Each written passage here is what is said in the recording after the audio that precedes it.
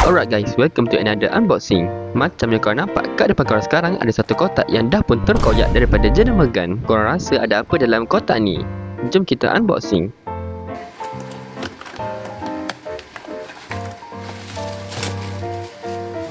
Okey, ini adalah Gun V100, iaitu cube yang terbaru yang dikeluarkan oleh Gun. Ini adalah cube alternatif yang mana kalau korang tak mampu untuk beli Gun 16 yang harga dia sangat mahal, korang boleh beli Gun V100. Macam yang korang nampak, desain kotak dia memang sangat-sangatlah cantik. Dalam kotak macam biasa akan ada satu cube dan satu accessories box. Dalam kotak aksesoris yang warna hitam ni akan ada satu kertas manual tentang cara-cara untuk korang buat customization pada Rubik ni.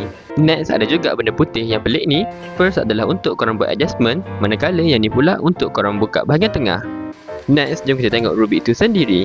Macam yang korang nampak, kat bahagian luar cube ni diseluti dengan lapisan UV yang sangat-sangat cantik dan bersinar.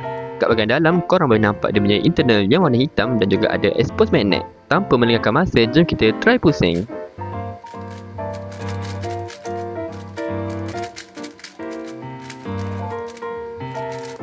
Once saya dah pusing Rubik ni, saya dapat rasakan yang cube ni memang sangat-sangat laju dan dalam masa yang sama, dia sangat-sangatlah stable.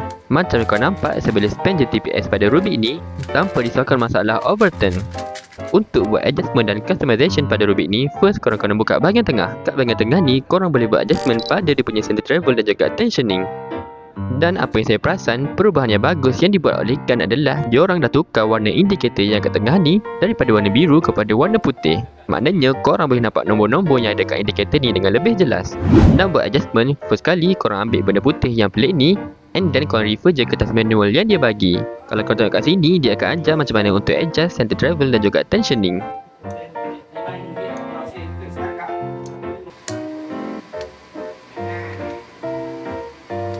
Fakta menarik, saiz untuk Gun V100 adalah bersaiz 55mm yang mana kurang 1mm berbanding saiz Rubik biasa. Secara kesimpulannya, ini adalah satu-satunya cube yang saya rasa adalah paling berbalik untuk korang dapatkan sebab Gun V100 ni mempunyai features yang hanya ada pada Rubik's Gun yang harga dia RM300 dan ke atas. Untuk pengetahuan korang, harga untuk Gun V100 ni tak sampai pun RM200. Kalau korang nak beli, korang boleh tekan link kat description. Terima kasih kerana menonton dan jangan lupa untuk subscribe. Jumpa lagi di next video. Terbaik.